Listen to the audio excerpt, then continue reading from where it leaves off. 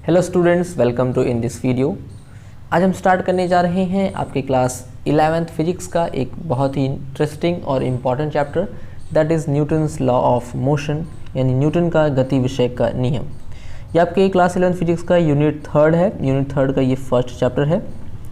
इससे पहले यूनिट 2 में हमने पढ़ा था, यूनिट 2 में हमने मोशन के बारे में पढ़ा था, गति के बारे में, कि कोई ऑब्जेक्ट अगर एक पोजीशन से दूसरे पोजीशन पर जा रहा है, उसकी अगर वो गति कर रहा है तो उसका प्रारंभिक वेग क्या हो सकता है, अंतिम वेग क्या हो सकता है, वो किस कोण पर जाता है, ठीक है, और उसकी मैक्सिमम हाइट कितनी हो सकती है। ये सारी चीज़ें हमने जो है पिछले वाले चैप्टर में डिस्कस किया है।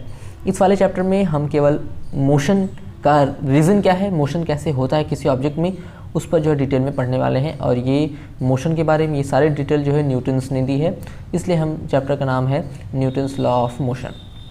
तो देखिए, कोई ऑब्जेक्ट अगर मोशन कर रहा है, गति कर रहा है, तो मोशन के उसके दो रीज़न हो सकते हैं। मोशन होने का जो है डिपेंड करता है मोशन दो चीज़ों पे। फर्स्ट, उसके मास पे, उसका मास कितना है, यानी उसका द्रव्यमान कितना है, और दूसरा डिपेंड करेगा कि उस पर कितना फोर्स अप्लाई हो रहा है। फोर्स यानी कि बल। किसी ऑब्जेक्ट का मोशन दो चीज़ों पर डिपेंड करता है। पहला तो मास पर, उसके द्रव्यमान पर, उसका द्रव्यमान कितना है, और दूसरा उस पर बल कितना लग रहा है, यानी उस पर फोर्स कितना एक्ट हो रहा है उस पर। तो इस चैप्टर में हमको केवल मोशन के बारे में ही पढ़ना है, न्यूटन्स के लॉ ऑफ मोशन को पढ़ना है। तो सबसे पहले हम जानते हैं कि फोर्स यानी बल क्या होता है। पहले फोर्स के बारे में डिटेल पढ़ेंगे, उसके बाद हम पढ़ने वाले हैं जड़त्व के बारे में, यानी इनर्शिया के बारे में। उसके बाद हम न्यूटन्स के तीनों लॉ को पढ़ने वाले हैं। तो आइए स्टार्ट करते हैं फोर्स हमारे टॉपिक से।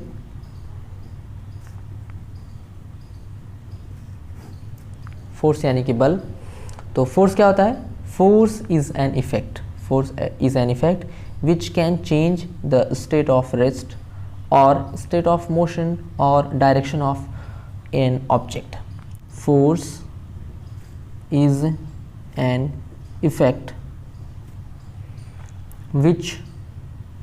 which can change the state of rest or state of motion or direction of an object। बल एक प्रभाव है जो किसी वस्तु की, जो किसी पिंड की या जो किसी कण की स्टेट ऑफ रेस्ट यानी विरामावस्था, स्टेट ऑफ मोशन यानी उसकी गति की अवस्था या डायरेक्शन में बदलाव कर सकता है। अब इसके बाद हमारा टॉपिक है types of forces.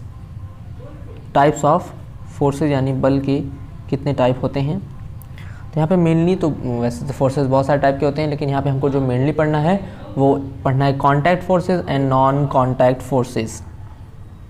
Contact forces जिसे हम लोग कहते हैं संपर्क बल,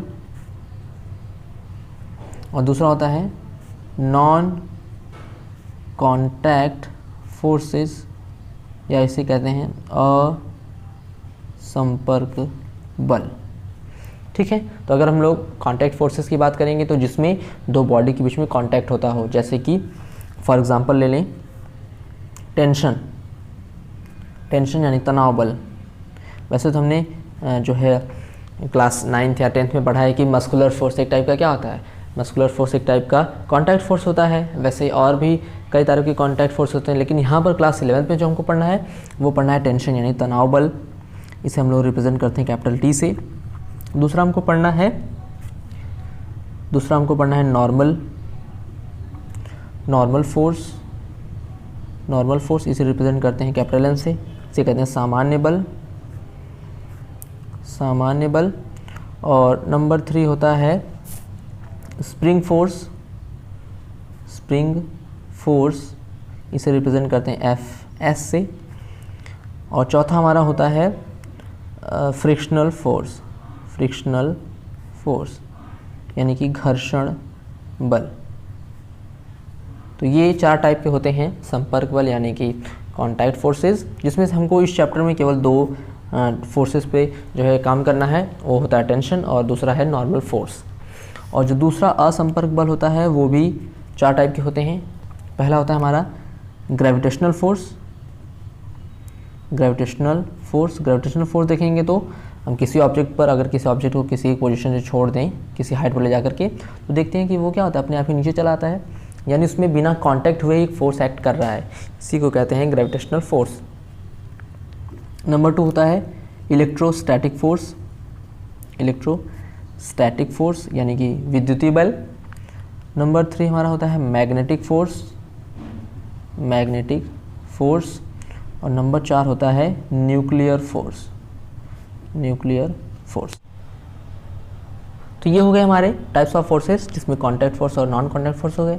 अब यहाँ पर अगर हम बात करें इलेक्ट्रोस्टैटिक फोर्स और मैग्नेटिक फोर्स की, तो ये दोनों फोर्सेस आपको डिटेल में स्टडी करनी है क्लास 12th में।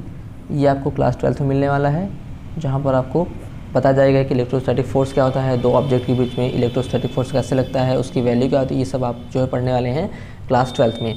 और मैग्नेटिक फोर्स भी आप पढ़ने वाले हैं क्लास 12th में। तो यहाँ पर हम उसको ज़्यादा डिटेल में स्टडी नहीं करेंगे, केवल डिफिनेशन ही देखेंगे। और ग्रेविटेशनल फोर्स आपको पढ़ना है यहाँ पर क्लास 11th में, ठीक है। न्यूटन्स लॉ ऑफ मोशन में हमको पढ़ना है ग्रेविटेशनल फोर्स। और न्यूक्लियर फोर्स जो है ये हम पढ़ते हैं अपनी केमिस्ट्री में आपको क्लास 11th या क्लास 12th में आपको पढ़ाया जाएगा कि न्यूक्लियर फोर्स होता क्या है। हम यहाँ पर केवल डिफिनेशन देखने वाले हैं। और अगर यहाँ पे बात करें कॉन्टैक्ट फोर्स की, तो कॉन्टैक्ट फोर्स में जो हमारा टेंशन है यानी तनाव बल, ये यहाँ पे हमको पढ़ना है इस चैप्टर में। टेंशन एंड नॉर्मल फोर्स, ये दोनों टाइप के फोर्सेस पढ़ने हैं।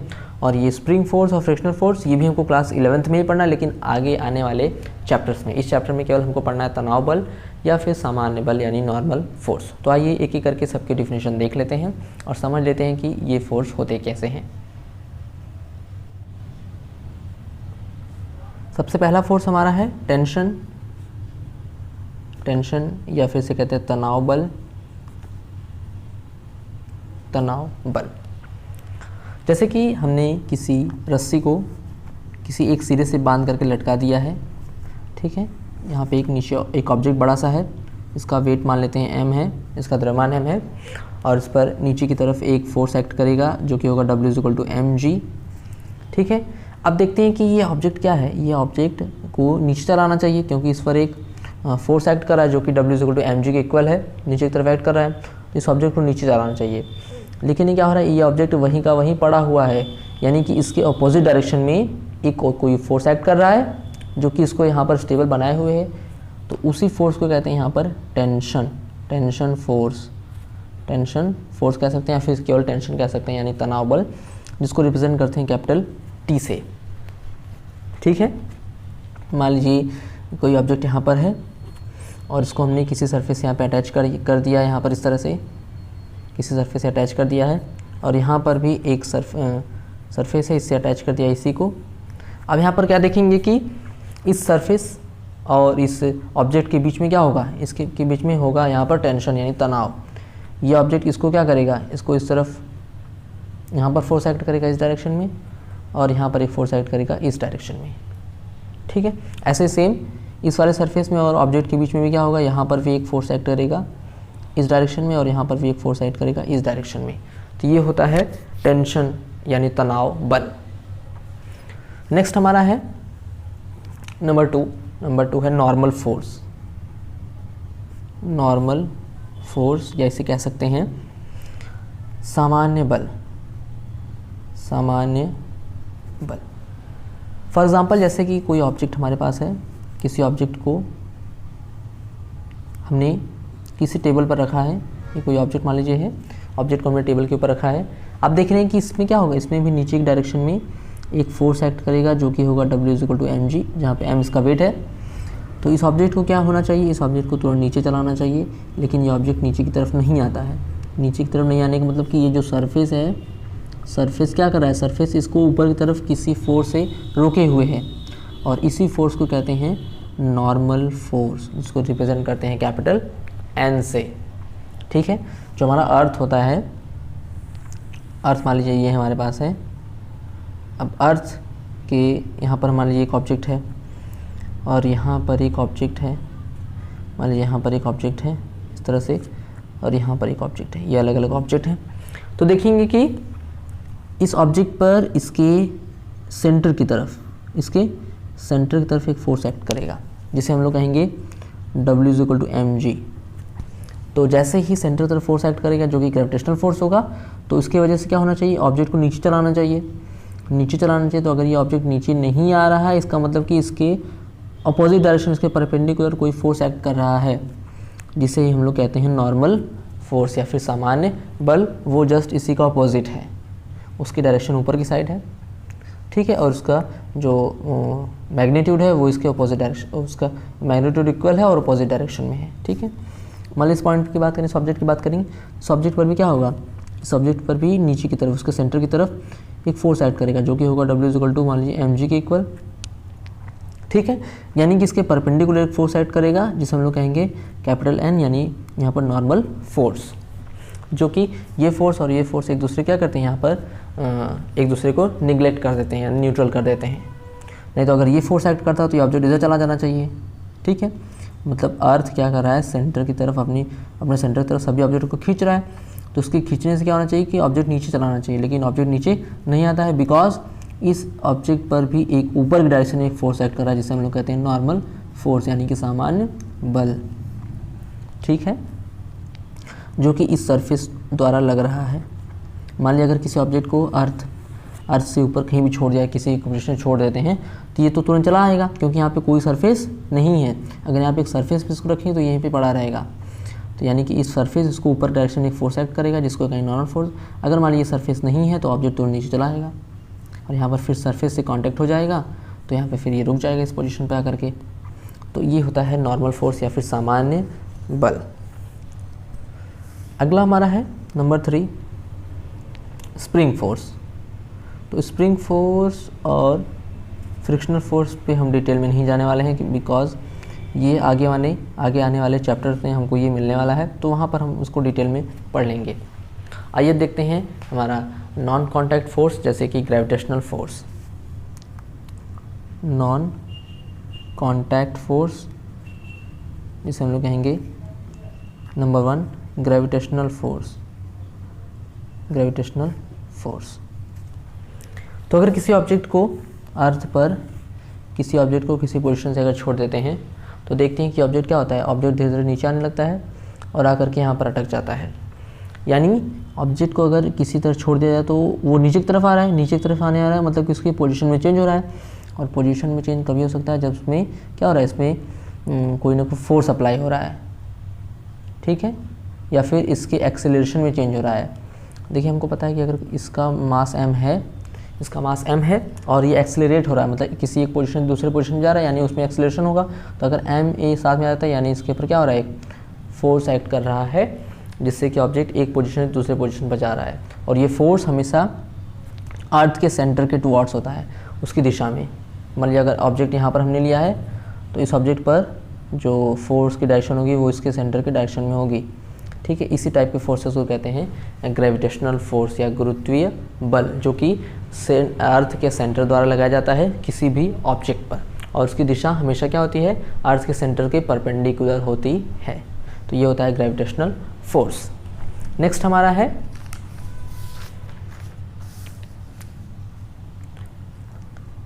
Electrostatic force. इलेक्ट्रोस्टैटिक फोर्स, अब अगर इलेक्ट्रोस्टैटिक फोर्स की बात करें, तो इलेक्ट्रोस्टैटिक फोर्स में जैसे मान लीजिए हमारे पास दो ऑब्जेक्ट अलग अलग हैं। अब एक ऑब्जेक्ट को हमने क्या किया, इस ऑब्जेक्ट को किसी दूसरे ऑब्जेक्ट से रगड़ दिया तेजी से, तो रगड़ने से क्या होगा, रगड़ने से यहाँ पर चार्ज आ गए। मान लीजिए इस पोजीशन को हमने रगड़ दिया, तो उसमें से, जिस पर हमने रगड़ा है, उसमें से कुछ इलेक्ट्रॉन निकल के इस पर आ गए, इसके सरफेस से कुछ इलेक्ट्रॉन आ गए। तो इलेक्ट्रॉन आने का मतलब कि चार्ज आ गया, और चार्ज से क्या होगा कि ये चार्ज, जैसे हमको पता है कि इस ऑब्जेक्ट में जितने ही नंबर ऑफ़ इलेक्ट्रॉन होंगे, नंबर ऑफ़ इलेक्ट्रॉन, उतने ही नंबर ऑफ़ प्रोटॉन भी होंगे। यानी अभी ऑब्जेक्ट न्यूट्रल है, ठीक है, न्यूट्रल है। तो न्यूट्रल होने से क्या होगा कि जैसे हम किसी को, इस ऑब्जेक्ट को किसी दूसरे ऑब्जेक्ट से रगड़ देते हैं तेज़ी से, तो उसमें का इलेक्ट्रॉन निकल करके इसमें चला आता है, या फिर इसमें का इलेक्ट्रॉन निकल के उसमें चला जाएगा। दोनों में से कोई एक कंडीशन होगी, ठीक है। उस ऑब्जेक्ट का इलेक्ट्रॉन निकल के इसमें चला आएगा, या फिर इसमें का इलेक्ट्रॉन उसमें चला जाएगा। यानी इसमें चार्ज आ जाता है तुरंत, या तो पॉजिटिव चार्ज होगा। मान लीजिए अगर इलेक्ट्रॉन उसमें से इसमें आ जाता है तो यहाँ पे नेगेटिव चार्ज हो जाएगा, और अगर इलेक्ट्रॉन इसमें चला जाएगा तो इस पर हो जाएगा पॉजिटिव चार्ज। अगर ये पॉजिटिव चार्ज आएगा तो अगर इस चार्ज को या इस ऑब्जेक्ट को किसी दूसरे ऑब्जेक्ट के पास लाते हैं, इसके पास लाएंगे तो क्या होगा, ये इसको क्या करेगा, या तो अट्रैक्ट कर सकता है या फिर रिपेल कर सकता है। तो यहाँ पर भी क्या हो रहा है, एक फोर्स अप्लाई हो रहा है, जिसे हम लोग कहते हैं इलेक्ट्रोस्टैटिक फोर्स, यानी विद्युतीय बल जो कि किस पे डिपेंड करता है, वो डिपेंड करता है चार्ज पे। चार्ज की वजह से ये फोर्स एक्ट कर रहा है। ठीक है, नेक्स्ट हमारा है मैग्नेटिक फोर्स। मैग्नेटिक फोर्स या फिर से कहते हैं चुंबकीय बल। तो हमने देखा है कि अगर हमारे पास कोई नाल चुंबक मान लीजिए है, नाल चुंबक, इसका एक पोल S और दूसरा N, S और N। मान लीजिए अगर हमने S और N सिरे को एक पास पास लाते हैं तो उनके बीच क्या होगा, ये S है, ये N है और ये S है, तो एक दूसरे को अट्रैक्ट करेंगे, एक दूसरे को अपनी तरफ क्या करते हैं, खींचते हैं, आकर्षण होता है इनके बीच में। यानी इनके बीच में कोई ना कोई फोर्स एक्ट कर रहा है जिसकी वजह से एक दूसरे को क्या कर रहे हैं, खींच रहे हैं। तो इसी टाइप के फोर्स को कहते हैं मैग्नेटिक फोर्स। Magnetic force. और इसी के अपोजिट अगर मान लीजिए हमने एक नाल चुंबक ले लिया है, यहाँ पे S और N है, यहाँ पर ले लिए N और S। ठीक है, तो यहाँ पर देखेंगे कि जो सेम पोल हैं वो एक ही साइड है, यहाँ पर डिफरेंट पोल थे, एक N था दूसरा S था, यहाँ पर सेम है, N और N को ले लें या फिर S और S को लेंगे, तो इन दोनों के बीच में क्या होता है, इन दोनों के बीच में होता है रिपल्शन, वो एक दूसरे को दूर धकेलते हैं। यानी यहाँ पर भी एक फोर्स एक्ट कर रहा है। इस टाइप के फोर्स को हम लोग कहते हैं मैग्नेटिक फोर्स। ठीक है, लास्ट हमारा है न्यूक्लियर फोर्स। न्यूक्लियर फोर्स, तो न्यूक्लियर फोर्स की बात करें तो न्यूक्लियर फोर्स जो है, जैसे कि मान लीजिए हमारे पास एक एटम है, एटम हमने ले लिया और एटम के अंदर होता है न्यूक्लियस। एटम के अंदर क्या होता है, न्यूक्लियस, और न्यूक्लियस के अंदर होता है proton and neutron. Proton and neutron. तो यहाँ पर देखते हैं कि जो न्यूक्लियस के अंदर जो प्रोटॉन है, प्रोटॉन तो वो कई सारे हो सकते हैं। मान लीजिए हमने सोडियम एटम ले लिया या फिर एल्यूमिनियम ले लिया या फिर कोई मेटल ले लिया, तो मेटल के अंदर अगर बात करेंगे प्रोटॉन की, तो नंबर ऑफ़ प्रोटॉन बहुत सारे होंगे किसी एक एटम में। तो अगर कई सारे प्रोटॉन हैं और हमको पता है कि प्रोटॉन कैसा होता है, प्रोटॉन होता है पॉजिटिवली चार्ज्ड, पॉजिटिवली चार्ज होता है ये। तो पॉजिटिवली चार्ज होता है यानी कि इसके ऊपर होता है पॉजिटिव चार्ज। तो अगर हम कई सारे प्रोटॉन को अगर एक साथ रखें तो उनके, ये तो पॉजिटिव चार्ज सारे हैं, तो उनके बीच रिपल्सन होना चाहिए, यानी एक दूसरे को दूर धकेलना चाहिए। यानी कि सभी के सभी जो प्रोटॉन है वो न्यूक्लियस में नहीं होगा, यानी उससे दूर हो जाना चाहिए, क्योंकि सभी के बीच सभी एक टाइप के फोर्स से, एक टाइप के चार्जेस हैं, उनके बीच हो रहा है रिपल्सन। लेकिन ऐसा होता नहीं है, सभी के सभी प्रोटॉन न्यूक्लियस के अंदर ही क्या रहते हैं, बैठे रहते हैं या फिर उसके अंदर रहते हैं। और ये इसका रीज़न है कि दो प्रोटॉन के बीच में क्या होता है, प्रोटॉन और प्रोटॉन के बीच में यहाँ पर भी एक फोर्स एक्ट करता है, जिससे एक दूसरे को पास पास रखते हैं। इसी टाइप के फोर्स को कहते हैं न्यूक्लियर फोर्स। न्यूक्लियर फोर्स, ये आप डिटेल में जो है आपके केमिस्ट्री में पढ़ने वाले हैं, तो यहाँ पर हम ज़्यादा डिटेल में नहीं जाएंगे, बस आपको समझा रहे हैं कि न्यूक्लियर फोर्स होता क्या है। तो इस लेक्चर में हमने पढ़ा कि फोर्स क्या होता है और कितने टाइप के फोर्स होते हैं, फोर्स और कॉन्टैक्ट फोर्स क्या होता है, नॉन कॉन्टैक्ट फोर्स क्या होता है, और कितने टाइप के कॉन्टैक्ट फोर्स होते हैं और कितने टाइप के नॉन कॉन्टैक्ट फोर्स होते हैं। इसके बाद जो हमारा लेक्चर आने वाला है, उस लेक्चर में हमको पढ़ना है कि इनर्शिया क्या होता है। इनर्शिया यानी कि जड़त्व किसे कहते हैं, जड़त्व हम पढ़ेंगे। फिर इसका कॉज पढ़ेंगे कि जड़त्व कितने टाइप के होते हैं, उसका कारण क्या होता है जड़त्व का। उसके बाद हम पढ़ेंगे Newton's law of motion. Newton's law of motion में हमको 3 लॉ पढ़ने हैं, Newton's first law of motion, second law of motion and third law of motion. फिर इनका हम पढ़ेंगे वेरिफिकेशन या फिर डिडक्शन, कि न्यूटन्स लॉ ऑफ मोशन का वेरिफिकेशन क्या है, इसको कैसे वेरीफाई किया गया है। उसके बाद हम पढ़ेंगे कि किसी लिफ्ट में नीचे जाने पर, ऊपर जाने पर, वहाँ पर फोर्स की वैल्यू क्या होती है, यहाँ पर वेट कैसा होता है। तो ये सारी चीज़ें जो हैं हम इस चैप्टर में आगे आने वाले लेक्चर में पढ़ने वाले हैं। तो इस लेक्चर में फ़िलहाल इतना ही। मुझे उम्मीद है कि आपको ये लेक्चर अच्छी तरह समझ आया होगा। चूँकि ये फर्स्ट लेक्चर था इसलिए थोड़ी सी इसमें प्रॉब्लम हो सकती है, तो आप लोग उसको मैनेज कर लीजिएगा। आगे आने वाला लेक्चर आपके लिए काफ़ी अच्छा होने वाला है। अब हमने क्लास 11th की फिजिक्स की सीरीज़ भी स्टार्ट कर दी है। क्लास 12th की सीरीज़ आपकी चल रही है, जिसमें हम आपका चैप्टर चला रहे हैं गतिमान, आवेश और चुंबकीय क्षेत्र। उसमें हमने कुछ टॉपिक कवर कर लिए हैं, कुछ टॉपिक अभी कवर करना बाकी है। तो मिलते हैं नेक्स्ट वीडियो में, तब तक के लिए धन्यवाद।